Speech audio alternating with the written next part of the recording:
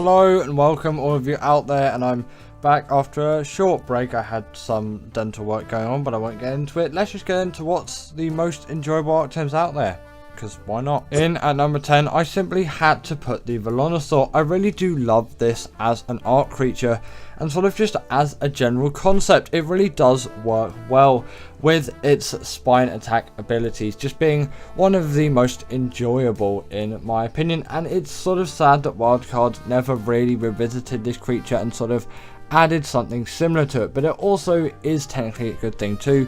It stands by its own, and with the Vonaurs on Genesis Part 2, you've got some even better ones out there if you wish to have the upgraded version, but both still offer a lot of versatility in the combat scene. Of course you wouldn't use them that close to a theory, but you know, it's just for proof of concept in the B-roll. And their stamina also goes on for absolutely ages. You're going to have no problems with stamina drain on a creature like this. They truly are one of the most enjoyable in my opinion. Next up, I've decided to put the Roggatha, and although not a big favourite of mine, just for other reasons, which I won't get into today because I still really like the creature and it's not really valid in my opinion, but my brain is my brain.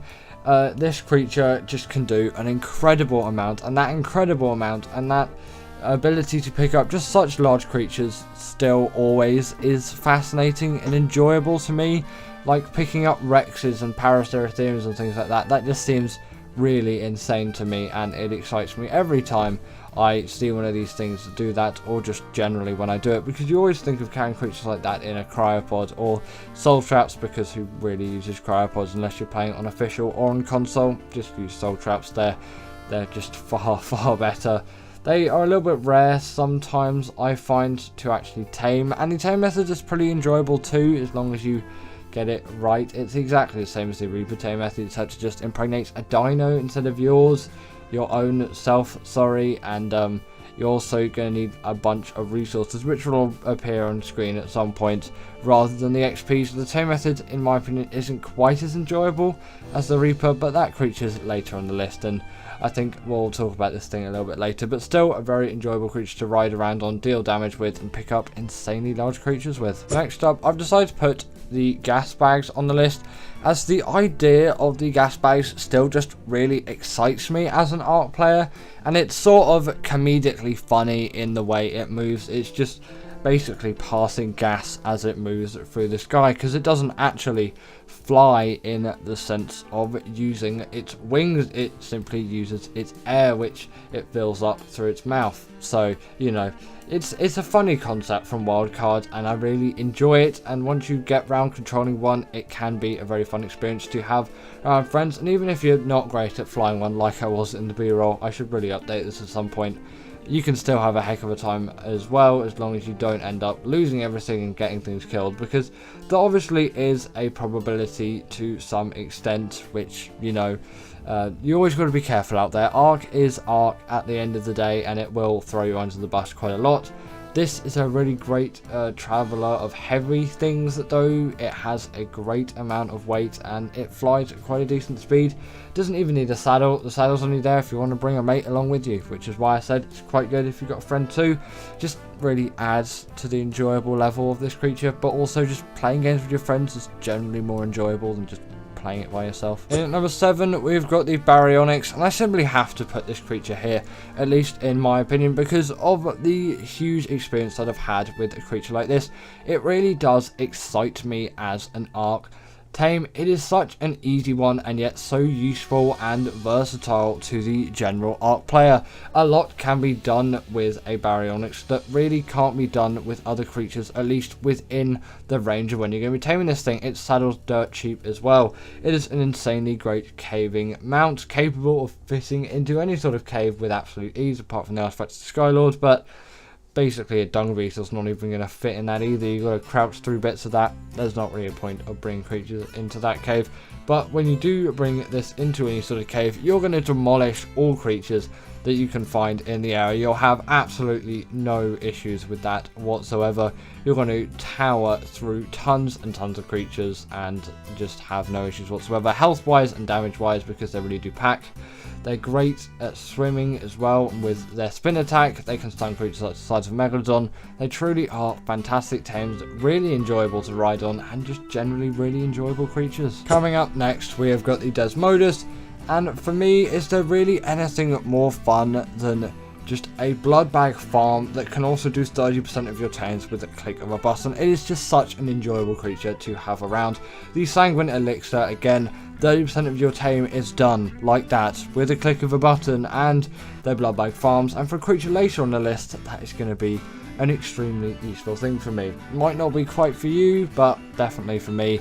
But even if you're thinking of taming more Desmoduses, it's still going to be useful to you. They have the glide ability as well, and they are rapidly fast flies. You're never going to be let down by the speed of these things, at least I'm not in any sense. And they can also grapple onto walls, vertical surfaces, or ceilings, like a Tapijara, which is another quite nice creature, although I think I'm not really too fond on it. The Desmodus is definitely a far better creature in my eye. Spawns on Fjorda, really isn't too difficult to tame. Your first one is obviously going to be the hardest, but then you've got a bloodbag farm, so it really isn't going to be too difficult for all the others.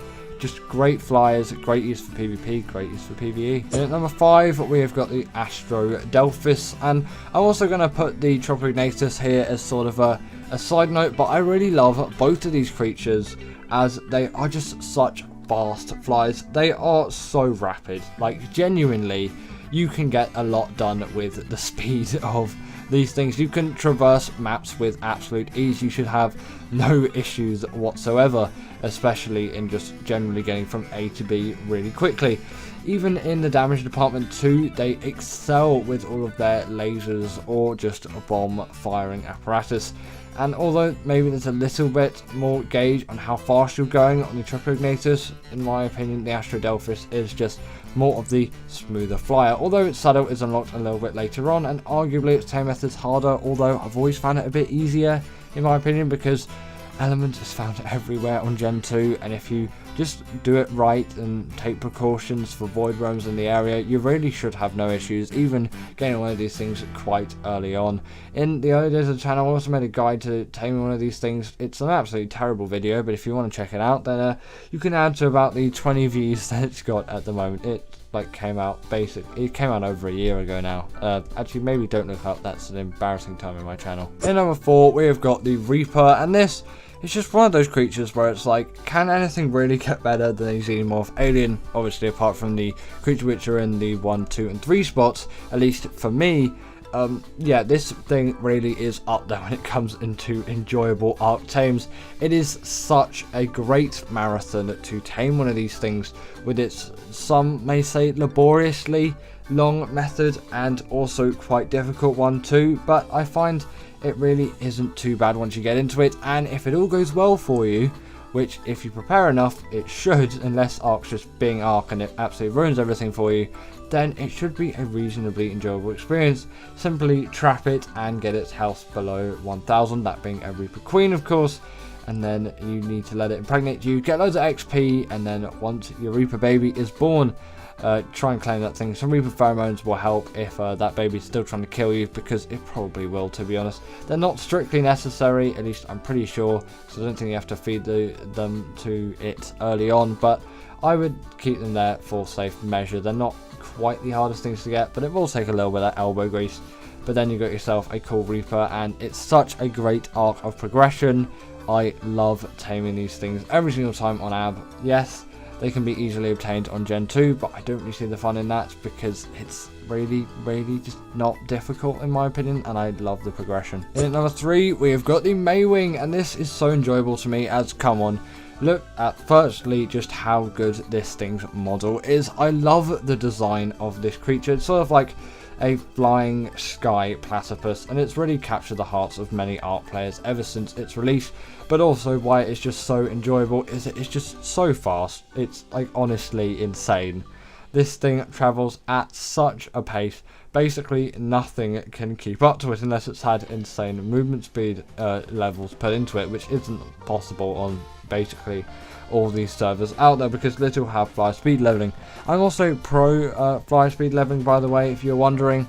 I think Ark should really bring it back. I guess, yeah, it was a little bit game breaking, but maybe set a limit on it for those official servers, like 135% or 150% or something like that, because it really does add a nice dynamic. Yeah, 1000 movement speed Maywings would be absolutely insane, and I've tested them out on some single player servers and they are so fun to ride on when they're that speed, but also a little bit not because you just get stuck in everything.